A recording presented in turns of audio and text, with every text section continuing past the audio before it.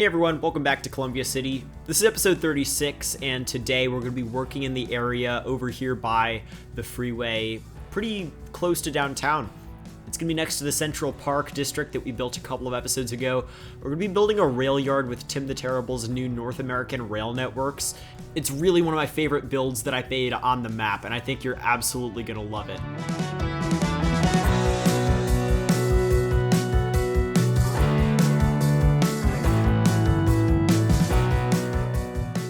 Alright, so I want to start off here by building the infrastructure for this area.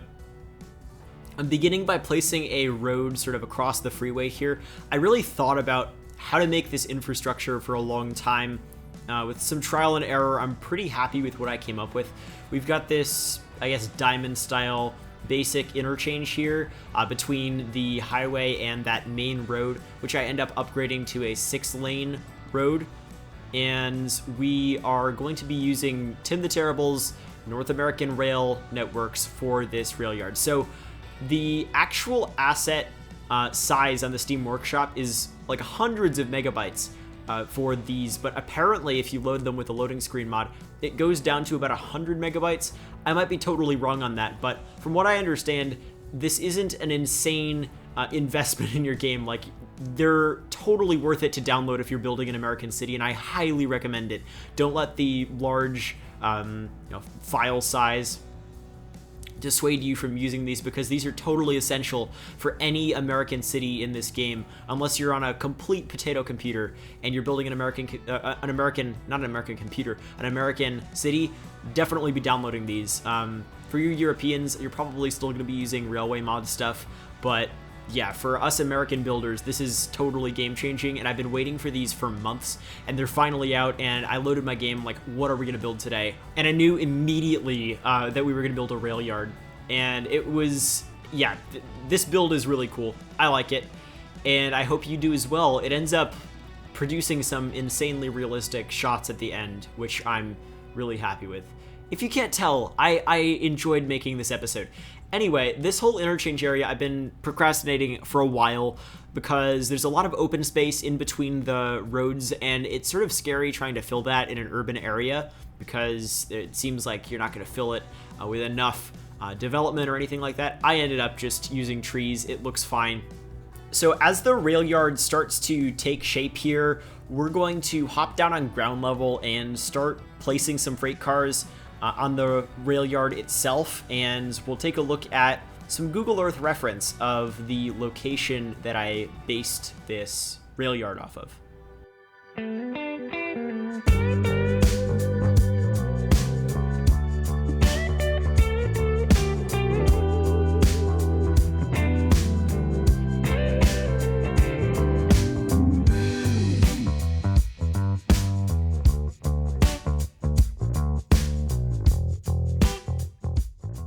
Before we continue, if you're enjoying, definitely make sure to leave a rating. I'd highly appreciate that. It took me way too long to make this video, but it was highly, highly worth it. We're placing down some freight cars here by Jay or Besqueckelhausen, and these are, I mean, it's pretty clear that they're some of the best, or if not the best, American freight train cars in the workshop. I don't even know of any others.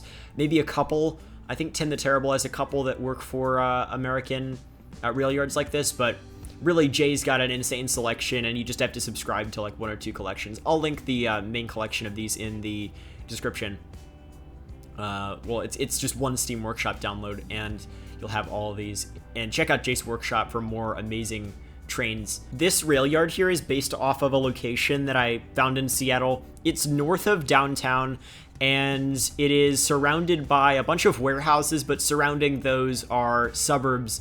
And what I decided to go for here is even more of a very isolated rail yard, like as in it's surrounded almost completely by suburbs. There's going to be a little bit of possible a possible industrial pass like across the freeway. I'm going to probably place some sort of commercial warehouses, but for the most part,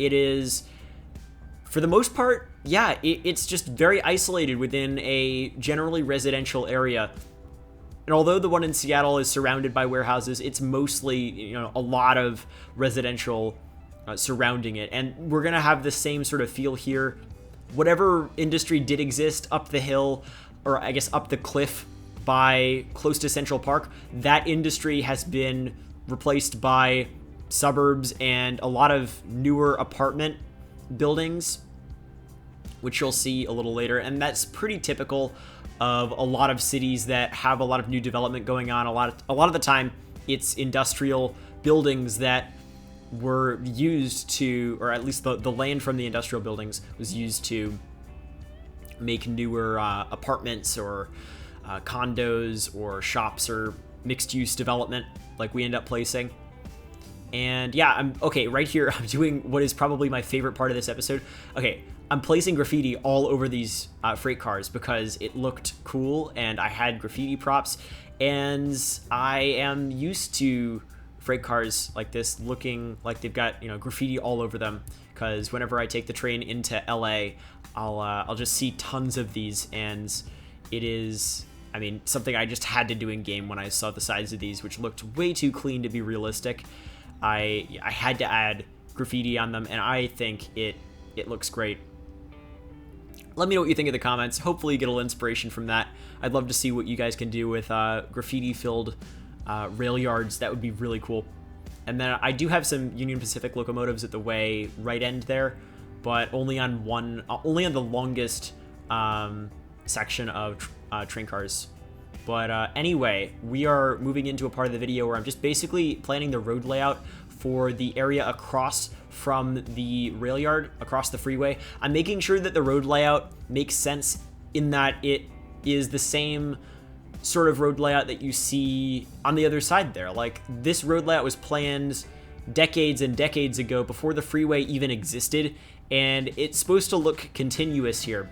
We have this one main avenue that goes through this, what's going to be a suburb. It's going to be an interesting neighborhood. I'm planning on a little bit of, commercial warehouses by the highway there.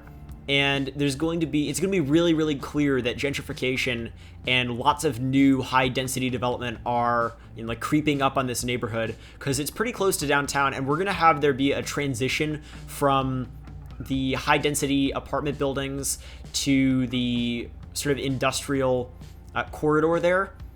But the industrial corridor is going to be clearly dying, like it's going to be gone in 10 years for sure. That's the vibe that I'm going to try to create in this district, but generally it'll be sort of middle to working class once we end up making that. Across the highway, though, by the suburb that we'll actually be building in this episode, because we're going to build a suburb in between that Central Park neighborhood and the rail yard. That's going to be really, really upper class, nice neighborhood. Or not necessarily upper class, more like upper middle class. We're building a little road layout on the top of this hill here, because this is going to be developed. There are going to be suburbs up here. I know it'd be really cool to have a park up here, but we do already have a huge peninsula park in the city, Yesler Park, so I don't really want to do that again. Another thing you might see me doing is using the Move It Slope tool. Really, really awesome tool. You basically just hit the, I think, terrain button and then just hit slope on a bunch of nodes you have selected, and it slopes all of them. It can even be with different random segments that are all connected. It's great, so highly recommend that.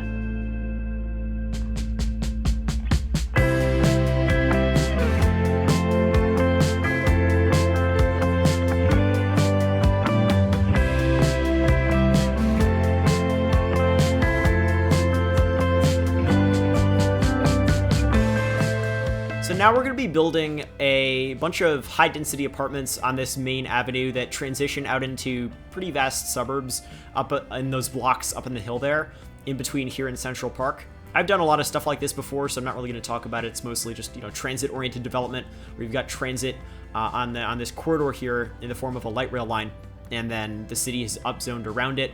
Instead of talking about that, though, I want to talk about some questions you've asked in the Q&A segment in the comments. So hashtag Q&A in the comments if you want your question to be featured. You can ask me anything except like whether I'm going to build a specific city, because it's really unlikely that I'm going to say yes or no to that.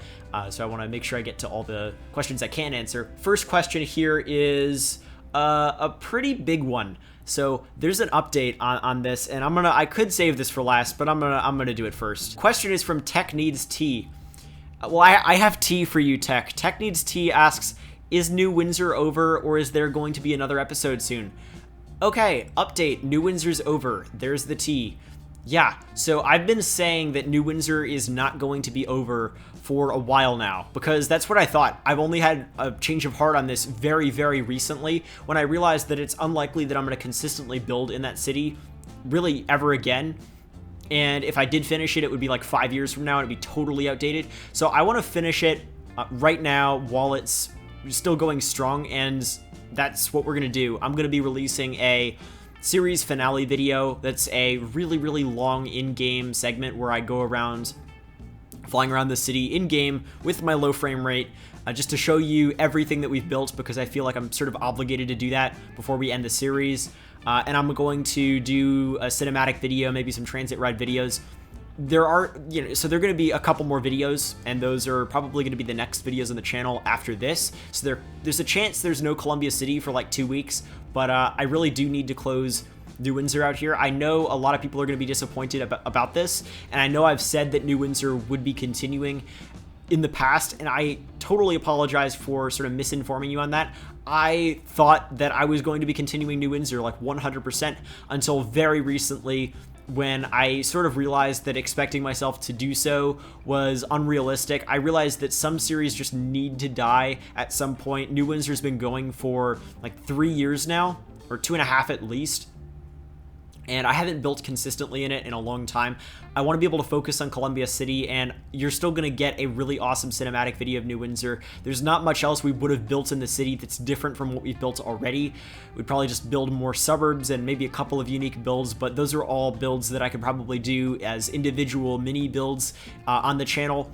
Yeah, New Windsor's over. That's sort of weird to think, and once again, I apologize to those who might be disappointed by that decision, because I know a lot of people will be, but I will point you to some alternative projects in the series finale video, so you'll have some content from other people building autumn New England cities. Next question here from Jim.com. Jim.com asks, $2.20 just did a video about fixing his city to try and make a profit.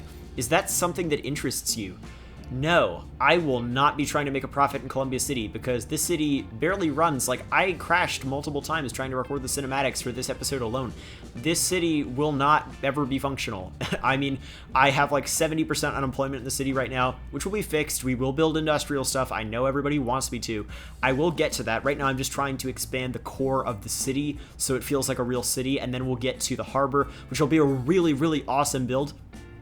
It's just right now I'm trying to work on the core stuff in the project, but I mean, it's not going to ever be fully functional to the point where I can actually try to make money. Like, I'm losing $47,000 a week at the time I'm recording this, and as you can see in the bottom bar there. Like, it's not very practical to try to do that, especially because Columbia City was never meant to be a project like that. Maybe in the future I'd build a project like that, but I still find that pretty unlikely. I'm just playing the game for aesthetics. I just want to build a beautiful city that's actually functional, in that it has transit that goes places, and it's realistic, because it, I mean, looks realistic. Hopefully that answers your question. Next question is from Alp Azun. What PC component, graphics card, RAM, processor is the most crucial one for City Skylines? I'd say the two most important, if you're really choosing between them, are probably your CPU and your RAM. If you're building with the amount of assets that I've got, you should have at least 32 gigabytes of RAM. That upgrade was the biggest one for me. I upgraded my graphics card out of necessity recently. It barely did anything. Next question is from Death B Grapes. Are you considering building a heavily Vancouver-like area in Columbia City, like a suburb, a landmark, or a town center? P.S. When I meant heavily, I meant 80 to 90%. Yes, I am, and I'm not going to tell you exactly what it is, because it is something that I think you're going to really enjoy, and we'll build it as we move a little bit further out from the city, although not too far out. Let's just say it involves commercial, and is pretty uniquely Canadian from what I know, and a pretty crazy build. that was pretty vague, but maybe you'll know what I'm talking about. I've also built some of the residential neighborhoods I built near downtown have been very, very heavily inspired by Vancouver. And I think the Chinatown was probably 50% inspired by Vancouver. So yeah, I do a lot of Vancouver inspired stuff in the city. 80 to 90%, yes, we'll have some builds that are 80 to 90% inspired by Vancouver. And then Yesler Park, which is that big peninsula we have near downtown, is 100% inspired by Vancouver, so...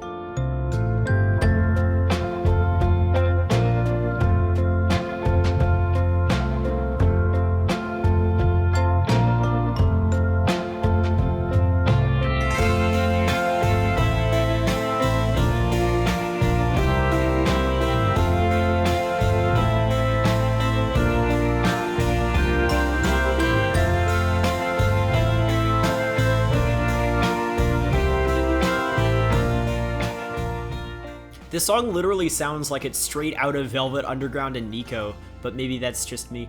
Anyway, yeah, another thing I wanted to mention is the feedback on the last video, or I guess just all of your comments on the last video, because, spoiler alert, we talked about some pretty tough topics, but, I mean, you guys didn't hate me. You were, for the most part, very accepting of what I was talking about. And you understood that, I mean, since I had a platform, it was something that I really needed to speak up about. Yeah, just thank you so much for everything you said in the comments, all of your thoughtful comments. We got 400 of them, which is a lot of comments for a channel my size, especially even compared to my recently very high comment counts on videos, which are consistently like 200 comments a video now, and that's already an insane amount of comments to, like, imagine just reading, because I upload twice a week generally right now. Imagine reading 400 comments a week. So that's just that on one video is pretty awesome. So thank you all for chiming in and being thoughtful and respectful. And yeah, I just want to mention that. Anyway, right now we're building something that I figured would be pretty cool here, because the way I built this interchange with the really, really, really sharp junction here made the cars on this side of the highway go really slow through the junction, and they were avoiding the right lane. And I'm like, okay, maybe, because I couldn't really fix it, it just wasn't working. I basically just decided to build a construction site and totally embrace the problem, which turned out way better than I thought. Anyway, time for the first of hopefully many collab segments. We're going to take a look at a build that I Am Pi contributed to Columbia City. All right, we are here with I Am Pi. Why don't you go introduce yourself quickly? Hello everyone, I Am Pi here, and this is my first contribution to Prez's community,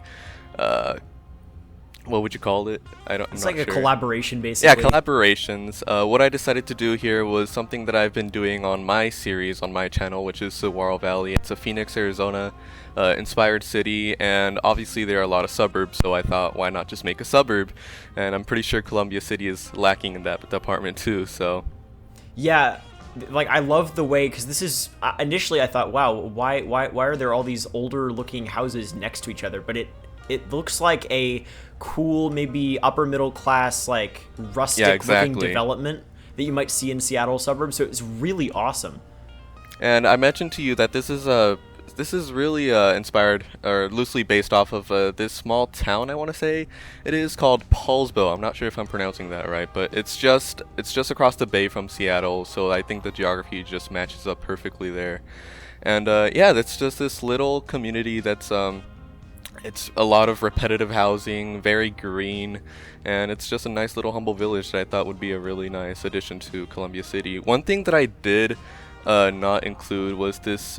They have like this main street sort of avenue, and I thought that would have been a nice detail to add like at the top of the neighborhood, I guess, but just, I don't know, I wanted to give you the build as quick as possible, so I just decided to make the shopping center. I don't know if you can... Yeah, I think I might have forgotten to record the clip of that, but it's I think there's one clip where you'll see it sort of from a higher overview, but yeah, you made like a shopping center with two different yeah, it was an at-home store and a Target basically, and I thought the style that the stores are they really fit well with this community here. So Yeah, I mean, I love all of these different false lucidity houses just lined up here. And then I saw, because I was initially confused because some of the houses you placed were, I mean, a lot of them were just the local Columbia City houses that I've done on my, but then I clicked the house, like, because I didn't remember detailing that house with a certain fence. And I clicked it and it had some weird name that was totally weird. So I thought you were using some custom workshop house, but then you weren't because it pasted it. It ended up just being the houses that I had made in the asset editor, but just placing them next to each other, even though they've got the same detailing, that might make sense for development like this. So that I don't know what that was about. You mentioned I love to me this that shot it with was the in apartment building back there. Like, yeah, I love that how apartment you included building. that. It was like one of my proudest accomplishments here because I I saw love that it. there was like 2 apartment complexes near that area, and I was like, crap, how am I gonna recreate this? It's mostly just houses. I didn't know what I was really doing there. This whole style of building is really new to me too, since it's completely different from Arizona, but I think I pulled it off in the end. So yeah, I love it. That's basically where it's located, if you can see that on the map there. And I mean, hopefully you like this build. Check out I Am Pi in the description. I highly recommend his videos. And yeah. thank you. Thanks so much to I Am Pi for contributing that wonderful suburban development to Columbia City. I love how it looks in the city, and I think it'll suit the area well. Anyway, before and after segment, look at that. We made a lot of progress this episode. Wow. I mean, you think about the amount of area we covered, especially considering we laid the road layout down for that entire area. Wow, I think we did a lot of good work in this video, but especially the fact that we connected this district, which is still unnamed. I'll name this soon, but it is around Central Park, which is the park over there on the right. We connected that to the highway, and it looks really good. I love this transition. I love how there are pockets of high density development closer to the main roads by the park and the highway, or specifically by the light rail avenue here. But yeah, the development here is totally new. A lot of the suburbs are even new. The idea is that there used to be some industrial development here, but at this point you can barely even see any traces of it. I mean, there's like a gas station, that's like the closest thing, and then maybe one small warehouse. But I mostly made it lots of new development. And yeah, look at the Railyard. I absolutely love this thing. You're gonna get a lot more chances to look at it on ground level in just a moment. I love this avenue though, the newly paved avenue. I decided specifically to make that avenue newly paved because it seemed to look good whenever I tried it using the Network Skins 2 mod. And then here's the construction site. Look at that. Work crew working on just pouring some asphalt there, causing a load of traffic. Anyway, wow, look at that. That's what we built this episode.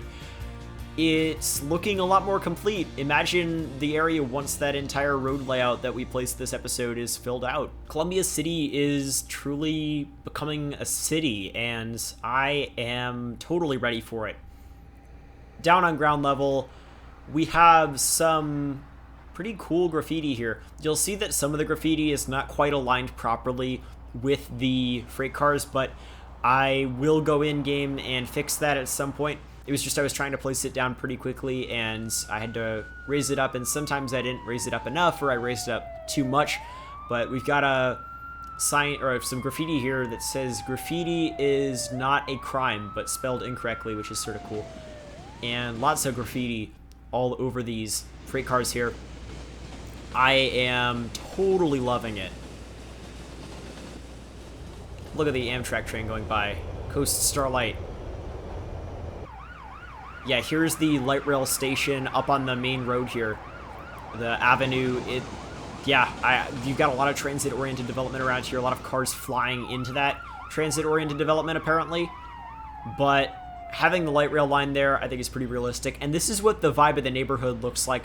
Look at Kluss's new suburban roads. These are amazing. The texture on these is perfect for Seattle suburb. I am totally going to be using these all over the place. And yeah, here is, I mean, we placed these apartments in a different episode, but this is sort of overlooking the neighborhood we have. We have one main 2-lane each direction road that connects the highway up to Central Park. And we've got these little pockets of development here within the neighborhood where there are a lot of condos packed onto one small lot. that look totally ridiculous, but I mean, I'll take it if it means, you know, high density development. And then you've got this empty lot here that I decided to make like for sale, like somebody might buy that soon and develop it. Put development on it is what I'm trying to say. And maybe it was industrial before, who knows, but it's empty now. And then I've got some beautiful green bike lanes on one of the roads going through this neighborhood, right next to some of Cluss's beautiful suburban streets, which is just a beautiful sight to behold. And then here is the interchange. Look at that. Well, this is a different interchange than the one we built specifically in this episode, but this is sort of where the light rail goes through the highway and towards the center of it, which we'll build around soon. But for now, we're just going to take a look at the Railyard, which looks really cool next to this. I love the contrast of all these freight cars, and then you've got the beautiful newly paved avenue above them. And then look at how the light rail goes underground here. That is highly satisfying, if I do say so myself. And not only does it go underground, but it comes out on the other side. Look at that. I haven't fully detailed this area, but I still wanted to show you this shot, because this is the same train coming out on the other side with a beautiful, huge, ultra long freight train going by. Lots of lag. Apologies for that. But yeah, this is sort of what the construction site looks like here. This is a vibe I am very much enjoying. I don't know about you. Frame rate's a little better here, but different view of this. And behind the freight train, you have a beautiful evergreen regional Amtrak train, also by Jay. Yeah, look at that. Really slow freight train being followed by this regional beautiful train. Look at that. And yeah, we're sort of back in the rail yard here on ground level. I mean, look at the aesthetic of this with the cliffs up above and the graffiti here. It looks so cool. And then we got the Union Pacific locomotives on the right there, and yeah, this is another view from above.